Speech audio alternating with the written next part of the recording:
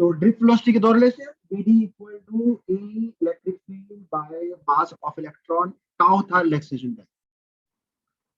दूसरा current is equal to LE/BD, और current को एरिया से डिवाइड करेंगे तो करंट डेंसिटी, उसमें LE/BD, इन दोनों को कंबाइन करके V equal to I into R, and this part is equal to R। Resistance जो है डायरेक्टली प्रोपोर्शनल, लंबा वायर हो जाएगा, रेजिस्टेंस ज्यादा हो जाएगा। जब बाखरा डैम से एनर्जी यहाँ लेके आनी है ना, then length is also under consideration, पढ़ेंगे बाद में, इसीलिए हम ना वोल्टेज को बढ़ा के लेके आते हैं। 66 किलोवोल्ट ऐसे वोल्ट आता है, यानी 66,000 वोल्ट लेके। लेंथ बहुत ज्यादा हो गई तो फिर रेजिस्टेंस ज्यादा हो जाएगा, तो काफी एनर्जी रास्ते में ही खत्म हो जाएगी हीट की फॉर्म में, इसलिए वोल्ट बढ़ाने पड़ेंगे। इससे क्या फर्क पड़ेगा वो बाद में बात करेंगे। और ये जो रो है ये मटेरियल पे डिपेंड करता है, सिर्फ length area doesn't matter. V I graph में वी ऊपर होगा तो slope is equal to resistance, और वी नीचे लिखा तो slope is equal to 1/r। Length को खींच के n टाइम कर दो तो n स्क्वायर टाइम्स हो जाएगा रेजिस्टेंस। उल्टा भी है, उल्टा भी है। अगर एक वायर को मेल्ट करके नई वायर बना ले और उसकी लेंथ को 1/3 कर ले तो 1/3 का स्क्वायर कर लेना, कितना हो गया 1/9, तो रेजिस्टेंस R/9 हो गया। ये बोथ में काम करेगा। Resistance increase with temperature, temperature resistance निकालना 0 डिग्री सी वाला पता हो तो ऊपर वाला फॉर्मूला, टेम्परेचर T1 पे रेजिस्टेंस पता हो R1 और T2 पे निकालना, फिर नीचे वाला फॉर्मूला।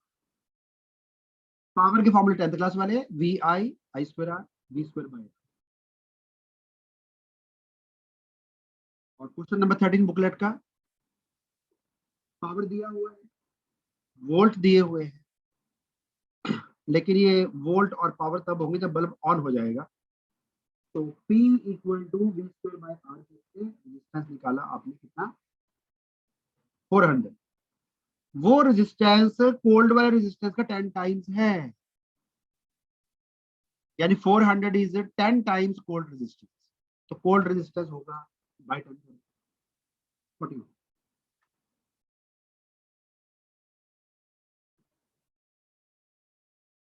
ओरिजिनल लेंथ क्या थी,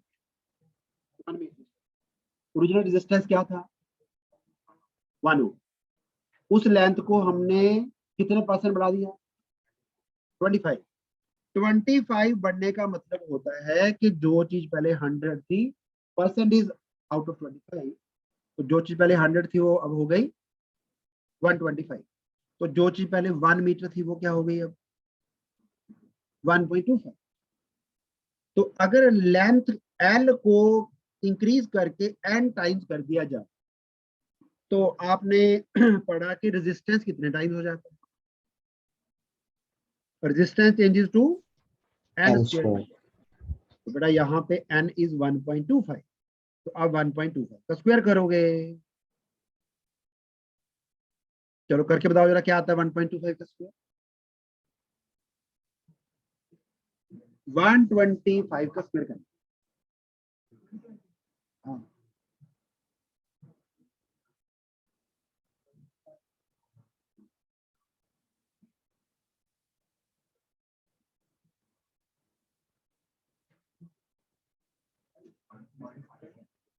1.5625। अच्छा आप ध्यान से सुनो बेटा, अगर 25% का मीनिंग इज दिस, यही है ना, 25% इंक्रीज होना मतलब वैल्यू 1.25 हो जाएगी। तो अगर वैल्यू 1.56 हो जाए तो कितने परसेंट इंक्रीज हो गया 56%, आंसर आ गया। बाकी आपकी मर्जी है, अगर आपने लंबा चलना है, नई वैल्यू 1.56, पुरानी वैल्यू 1, परसेंटेज कैसे निकालते हैं, change divide by original into 100। ये परसेंट चेंज होता है, ऐसे निकाल लो, वो भी ठीक है। Percent change is equal to नई value minus old value divide by 1 into 100। कितना आंसर आएगा? अगर सीधा से समझ जाओ कि अगर 0.25 लगा हुआ है तो 25% चेंज आया, अगर 0.56 लगा हुआ है तो 56% चेंज आया। इसलिए कर लो, तो क्लियर है। चलो नोट डाउन करो।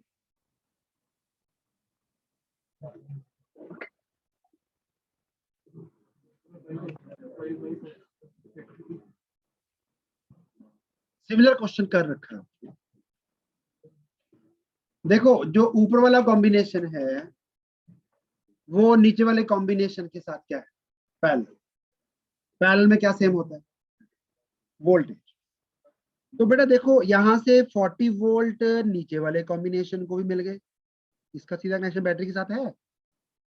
और जो ऊपर का कॉम्बिनेशन है ए बी सी वो भी सीधा बैटरी से कनेक्टेड है, तो दोनों को 40 वोल्ट मिले। अब बताओ हर सिमिलर बेटा ये कितना रेजिस्टेंस होगा? 100। 40 ओम का 40 वोल्ट का पोटेंशियल डिफरेंस, 100 ओम का रेजिस्टेंस, तो कितना करंट गया यहां से? कितना करंट जाएगा?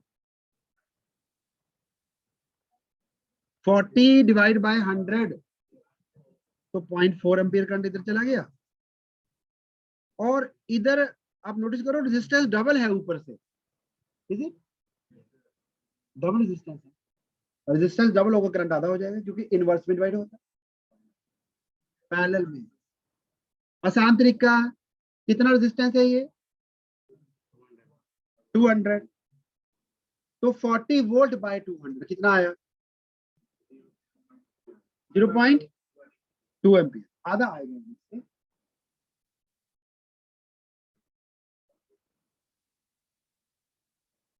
देखो ठीक है, 0.2 एम्पियर। अब जो टेक्निक हमने पहले यूज की थी वही यूज करनी है। ए पॉइंट है कॉमन, ए और बी में कितने वोल्ट का पोटेंशियल डिफरेंस है? आई यानी 0.4 इंटू आर कितना हुआ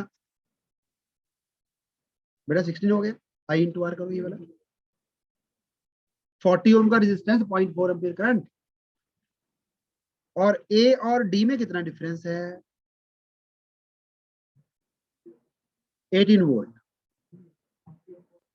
18 वोल्ट है। हमें अब जो वीबी है वो चाहिए पॉजिटिव और वीडी चाहिए नेगेटिव। कौन सी इक्वेशन माइनस की जाए? ऊपर वाली। ऊपर वाली के साइन चेंज करो, minus plus minus cancel. VB minus VD equal to 18 minus 16 equal, answer is 2। Navtej का आंसर ठीक है बिल्कुल बेटा, करेक्ट।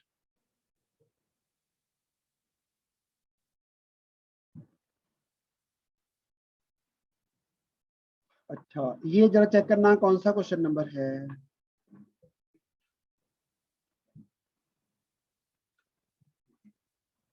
कौन सा क्वेश्चन नंबर है ये? 3। ऐसा क्वेश्चन भी कर रखा है हमने, है ना? इसको पहले खोलना है। फोल्डिंग बेड याद आया आपको? ये तो ऐसे रहेगा, इस वाले टर्मिनल को उठा के इधर लेके आओ, बी इधर आ गया, इसको ए को यहां पे ले जाओ, और आपको मैंने रट्टा भी बनाया हुआ कुछ कि अगर ये सारे सेम सेम सेम सेम हो गए then no need to feel shame, just write R, बस हो गया। आर है ऑप्शन में, है ना? और बेटा आर का रेशो आर के साथ वही है जो आर का रेशो आर के साथ है, तो रेशो मैच हो गया। तो बीच का रेजिस्टेंस छोड़ देना है। ऊपर R and R in series क्या आएगा? 2R। नीचे R and R in series, 2R को पैरेलल करो, यानी कि आधा कर दो। एक ही जैसे होंगे तो आधा कर लो, तो 2R बाय 2 करेंगे, आर आ जाए। बस व्हीटस्टोन ब्रिज जब भी दिखेगा ना, रेशियो अगर मैच हो गई, फिर बीच का रेजिस्टेंस छोड़ना। और अगर रेशियो भगवान की दया से 1:1 1:1 है, यानी सारे रेजिस्टेंस सेम है, फिर जो आर आर लिखा हुआ वही आंसर है, सी सी सी लिखा हुआ वही सी आंसर है। अच्छा ये चाहे कुछ भी हो बीच वाला, अगर ये 10R भी हुआ तो भी चलेगा, ये तो हटना ही है, हमें तो बाहर वाले देखने हैं। अगर वो सारे सेम हो गए तो आंसर भी सेम ही है, कोई सॉल्व करने की जरूरत नहीं है।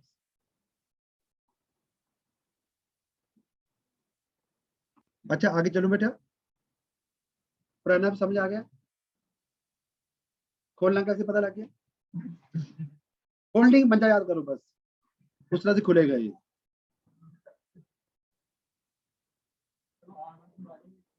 R1 कौन सा,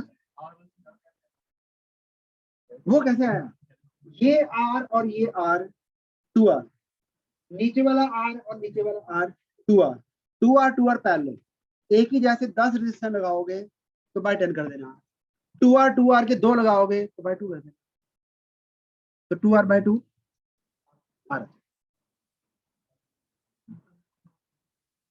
स्पीड तेज तो नहीं मेरी, समझ आ रहा ठीक।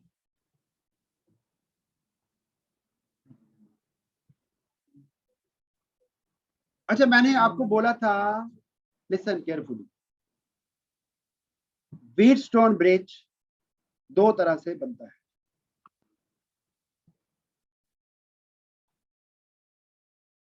मेथड नंबर 1,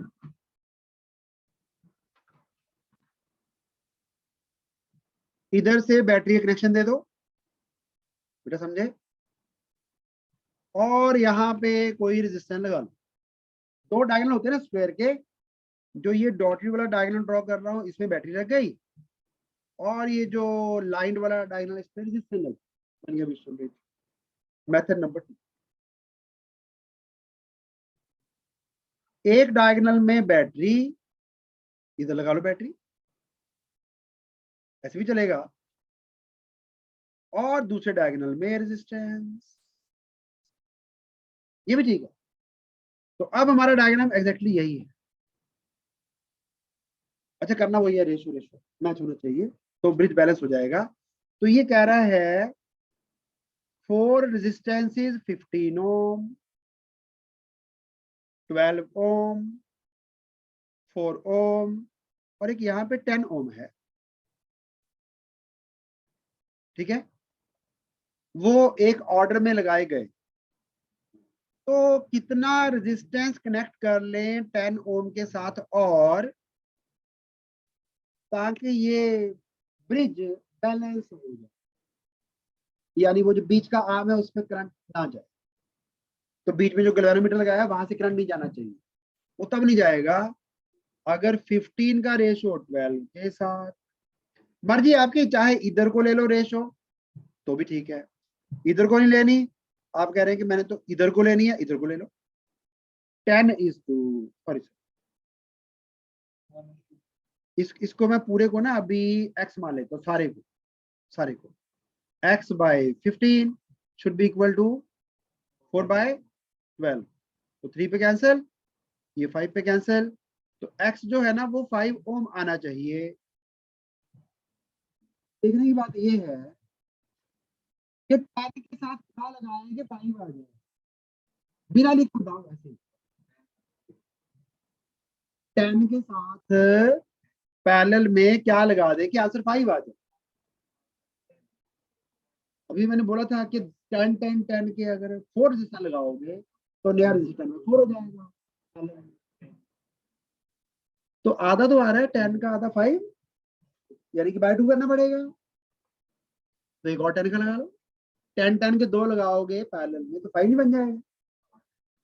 बाकी मर्जी है आपकी, पूरा सॉल्व करना है, टाइम वेस्ट करना है तो ऐसे करना है, 1 नेट रेजिस्टेंस यानी 5 इक्वल टू 1/R जो कि निकालना है, प्लस 1/10, इसको सॉल्व करने बैठ जाओ, उससे भी आ जाएगा। 10 को इधर लेके आओ, फिर एलसीएम लो, जो कि कई बार 50 हो जाता है कईयों का, 10 into 5 50 LCM 2 minus 1 लिखो 1 by 10 equal to 1 by r, तो इसमें भी आ जाएगा r equal to 10। बट हम कर रहे हैं ऑब्जेक्टिव क्वेश्चन, एक रेस है, सभी को दौड़ने के लिए बराबर टाइम दिया।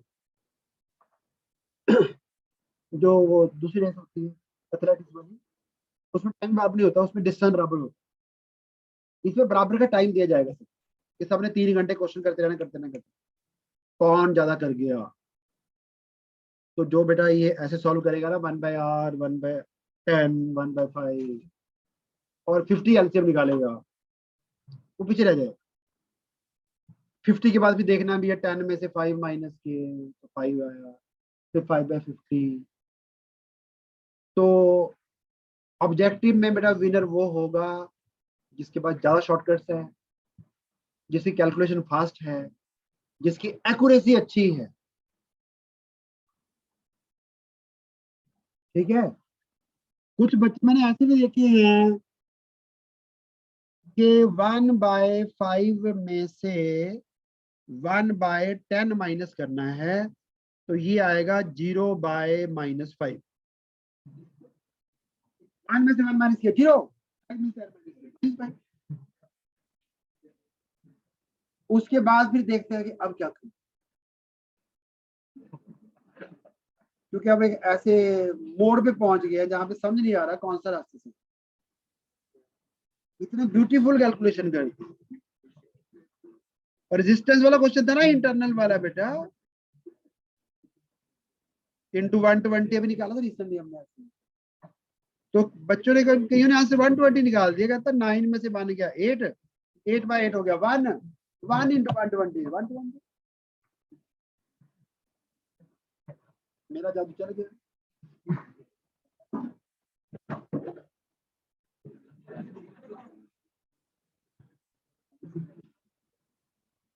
तो please do not do dangerous calculation.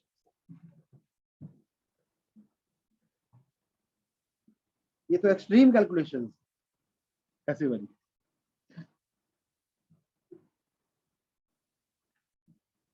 यानी ये क्वेश्चन वैसे ही सॉल्व हो जाएगा। सुनो मेरी बात, हमें रेशियो बराबर करनी है। ब्रिज बैलेंस का मतलब है रेशियो हमें बराबर करना है। तो 4 का कितना टाइम चाहिए, तो इसका भी 3 times 15 होना चाहिए। किसका 3 times 15 होता है 5, तो बेटा ये मुझे 5 चाहिए, और उसमें से एक 10 है, और साथ में एक और लगाना पैरेलल में ताकि 5 आए। बिना लिखे हो रहा है, कितना आना चाहिए 10, 10 10 का आधा 5 हो जाएगा। नहीं लिखने की जरूरत है इसको, बिना लिखे हो जाए। मतलब एक बार लिखी करना पहली बार, फिर वो आइडिया दिमाग में घुस गया, अब बिना लिखे कर सकते हो। ठीक है, चलो इंटरनल रेजिस्टेंस ऑफ सेल। तो सेल के अंदर भी कुछ रेजिस्टेंस होता है जिसको स्मॉल आर से डिनोट किया हमने, और बाहर भी कुछ रेजिस्टेंस कैपिटल आर। दोनों में current same, same current means दोनों सीरीज, तो सीरीज में रेजिस्टेंस हो जाते हैं ऐड। तो टोटल जो करंट आएगा सेल से वो होगा EMF by total resistance R plus small R. दूसरा फॉर्मूला किया था V इक्वल टू, याद हो गया होगा आपको, E माइनस आई आर। तीसरी चीज आपको मैंने बताई, जब चार्जिंग हो रही होती बैटरी की तो E प्लस आई आर। और एक फॉर्मूला था करंट इंडिपेंडेंट, लेफ्ट पे क्या था small R, internal resistance equal to E by V minus 1। फिर एक ग्राफ बनाया था हमने सेकंड इक्वेशन को यूज करके। स्लोप क्या था इसका, स्लोप माइनस, तो ग्राफ नीचे को आएगा। और ये वाला पॉइंट क्या था E, स्लोप माइनस है, और ये पॉइंट क्या था E बाय आर। फिर हमने सेल्स को लगाया सीरीज में, सीरीज में ईएमएफ भी ऐड, रेजिस्टेंस भी ऐड, लेकिन ये तब करोगे अगर एक सेल का नेगेटिव दूसरे के पॉजिटिव से जुड़ा। अगर ये वाला सेल उल्टा लगा दिया आपने तो इक्विवेलेंट ईएमएफ आएगा E1 माइनस E2। ईएमएफ का डायरेक्शन है बेटा, नेगेटिव को पॉजिटिव से जोड़ा तो प्लस करना, अगर प्लस को प्लस से जोड़ लिया ना, मैंने आपको बताया था टॉर्च में जो सेल डालते हैं आप, अगर तो वो सेल आपने ऐसे डाले, एक का प्लस दूसरे के माइनस जोड़ दिया, फिर टॉर्च जलेगी। लेकिन अगर आपने उल्टा लगा दिया, दोनों के प्लस प्लस का मिलान कर दिया अगर आपने, तो जीरो आएगा, 1.5 माइनस 1.5, नो करंट। तो अगर सेल उल्टा लग गया ना कोई भी एक, तो उसका ईएमएफ माइनस कर देना, व्हाट द पॉइंट। लेकिन रेजिस्टेंस की कोई डायरेक्शन नहीं होती, रेजिस्टेंस तब भी ऐड ही करने हैं। दोबारा सुनो ध्यान से क्या बोला मैं। अगर कोई एक सेल उल्टा लग गया सीरीज में, उसका ईएमएफ माइनस होगा, बट उसका इंटरनल रेजिस्टेंस माइनस नहीं होगा, वो प्लस ही होगा। रेजिस्टेंस की कोई डायरेक्शन नहीं होती, ये किधर को लगाना है। तो पैरेलल में क्या था, EMF equivalent E1 R2 E2 R1 upon R1 plus R, और बाकी वो इक्विवेलेंट तो वही पैरेलल वाला फॉर्मूला है, R1 R2 upon R1 plus. चलो पहले एक बार जरा नोट डाउन करो क्विकली।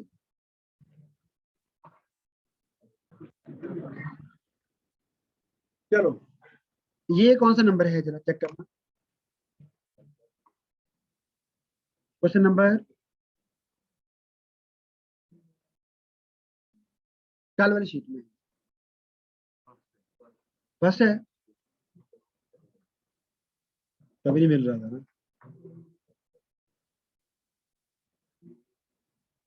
एक सेल है 6 वोल्ट 2 ओम का, और एक सेल है 4 वोल्ट 8 ओम। आपको पूछा है एक्स और वाई में कितना पोटेंशियल डिफरेंस। अच्छा, क्या ये दोनों सेल्स सीरीज में है? सीरीज में मैंने बताया था, सीरीज में क्या करना होता है, प्लस को माइनस से जोड़ना होता है। यहां तो माइनस को माइनस से जोड़ लिया, तो ये दोनों सेल उल्टे काम कर रहे हैं, यानी कि करंट इक्वल टू होता है E upon R plus small r। तो हमारा ईएमएफ पता कितना है,